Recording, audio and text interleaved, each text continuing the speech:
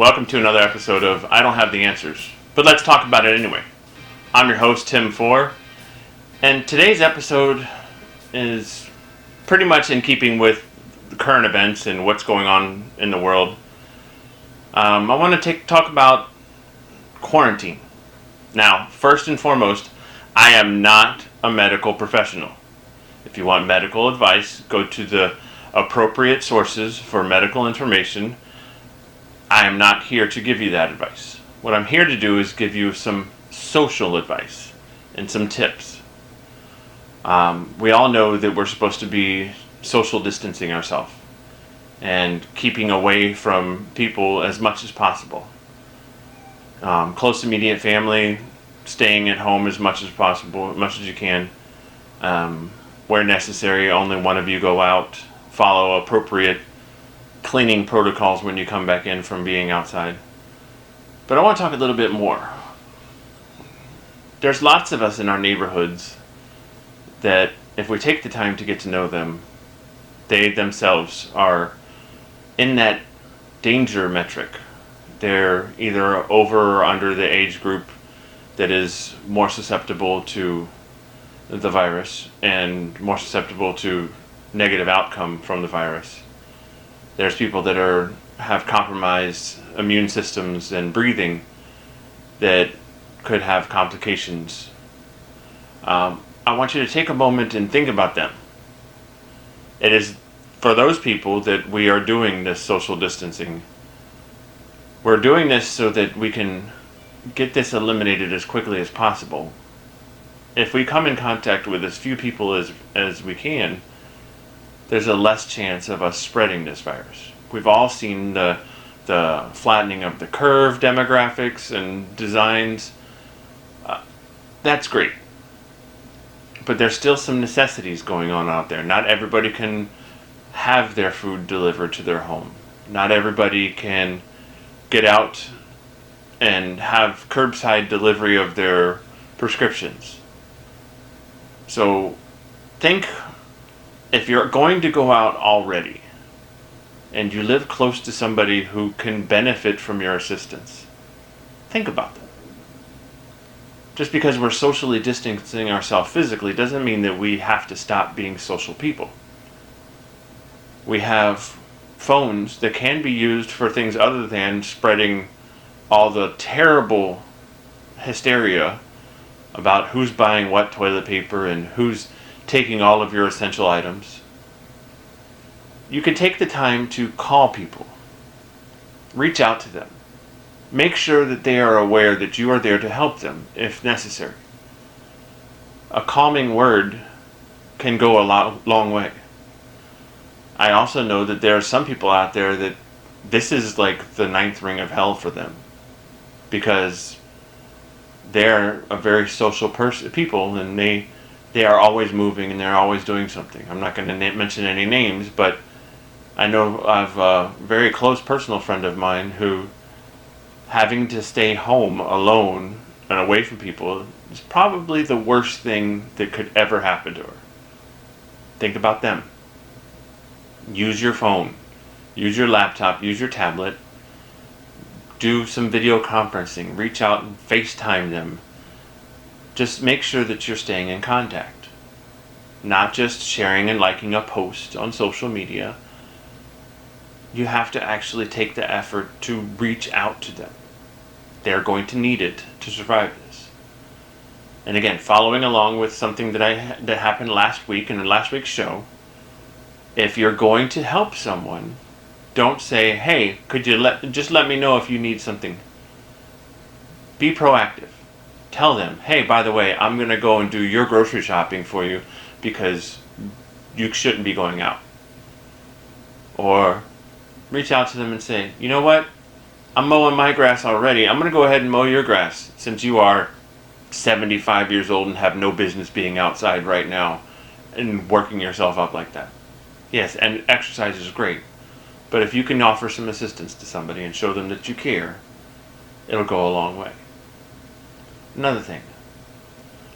A lot of us have our children home for the foreseeable future. Homeschooling. This is going to be difficult. There are going to be parents who are pulling their hair out. I am one of those parents. We can all use this help from other people that have an opportunity to share some time. If you are a family member or a loved one that has the capability to do so, pick up your tablet or your phone and reach out and make a video call. Because there are children all over this country and this world that can't go outside and play with their friends for the time being. They can't have their birthday parties, and they can't go out to recess and play with their friends. So taking a moment to pick up your phone and conference call a couple of his friends or her friends could mean the world to them. Another thing, go easy on them. If you know for a fact that somebody has a 5-year-old that they're stuck in one home 24/7 for how many weeks? Go easy on them. Because they can probably use a little downtime. I may or may not be speaking from experience in this realm. There's a lot of things that we can do to help one another. I posted a few days ago about how important it is to reach out socially and make sure that while you are socially distancing, you're not becoming one of those people that is a hermit. You have opportunities. Use them. This is one situation in our lifetime that we're not going to make it out by ourselves. You could possibly survive by locking yourself in a room, but physical survival and mental survival are two different things. We need each other. The stability of our world, our economy, our social well-being, our community depends on one another. We have to come together. That brings me to one very important topic. Regardless of what you think about this pandemic, listen to those that we have in charge of us. Listen to the government saying, stay inside. Who's to say that you going out and whooping it up with your friends couldn't be the reason why a group of elderly people in a retirement community end up contracting and wiping out 60% of them? Do you want that on your conscience? I know I don't. I know that's kind of heavy, and it's kind of like on the extreme side of things to think of. But we've got to face those extremes. We've got to think about those extremes. It's the only way that it's going to scare some people into realizing that they are a part of the solution or a part of the problem. Now, I read something today about a gentleman who's 31 years old, and early in March, like within the first few days, he started feeling bad. A couple days later, he realized it was to the point where he needed to go to the hospital at the urging of someone else. If he would have listened to himself, he would have probably stayed home. Within a day, he had been transferred from a regular room to ICU, and they had been pumping him full of oxygen and continued to up the oxygen dose. Maybe dose is the wrong word, but anyway, I'm not a medical professional. I said that in the beginning. Until the point where he was on over 90% oxygen, and his saturations were still very low. He did come out of it okay, and then at the time of the post, he was getting ready for his walk test to make sure that he could keep his oxygenation saturation high enough to be discharged. Now, this gentleman was 31 years old. 31 years old is not in that spectrum that everybody talks about that needs to worry about this as much. But everyone needs to worry. There are stories like this popping up all over the world. Take the time, read, educate yourself, and follow the suggestions that the medical professionals have put out there. Wash your hands. We know that. I mean, most of us should have known this for a long time. This should have been part of our daily regimen since we were young. But wash your hands. Not just after using the restroom and before you eat. After you do anything that you come in contact with something outside of your home, make sure you wash your hands. Take it one step further. If you do go out in public and you do go to a grocery store, remove your shoes in the garage or on the front door. Don't walk around the house in them. Many reports have stated that this particular virus does stay viable on hard surfaces for many hours. Don't bring that into your home. You don't want that in your home.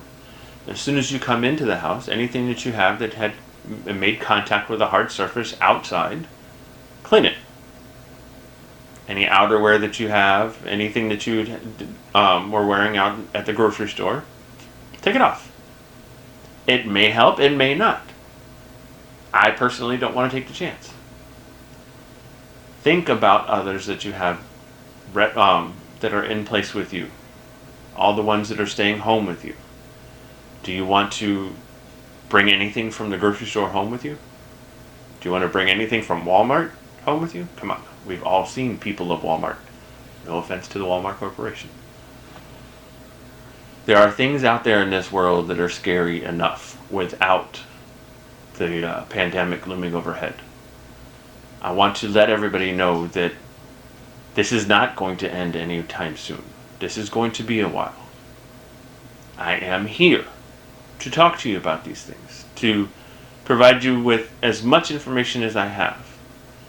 I don't have the answers. I've said that before many, many times, but I will talk about it. I will talk about this. I'll talk about anything. But you need to talk too. Talk to your family. Talk to your loved ones. Let them know that you are scared. If you're not scared, you should be prepared. And hopefully you'll take the time to make yourself aware. Yes, that was a whole bunch of rhyming. I did that on purpose. I'm trying a new thing out here. Bear with me. This is going to be a long road. It's going to be world changing. There's going to be things that happen during this time that's going to alter the way we live and the way we encounter things. It can either be a positive change or negative. I know that there's been a lot of lives lost, and I feel for them. My heart goes out for the families that have to bear this. I know there will be a lot more. But we are in this together. One human race. Unless, of course, you happen to come from a faraway, distant planet. In that case, you probably brought this with you. Anyway, I want to hear what you have to say. Reach out to me. You know how to get a hold of me. Any social media platform. I always put my information at the bottom of the video. Reach out. We can talk to each other. We can help each other out. Be a voice for your neighborhood, for your community. My sister showed me a very beautiful video where a woman had to cancel her daughter's birthday party. She reached out to the neighborhood that she lived in, and they had a parade for the daughter. The daughter stood out in the front yard while neighbors throughout the community drove past the home with signs and banners and yelling out happy birthday, all coming together to make sure that this young lady had a memory that will never be able to be taken away. And the mom was eternally grateful. Those are the kind of things that we need right now. We need more positivity. We need more love. We need more sharing. So share with me. Show me what you have. I'll be happy to share it with the rest of my listeners and my watchers. I know that I don't have the answers, but I will talk about this, and I will continue to talk about this. Thank you and have a wonderful day.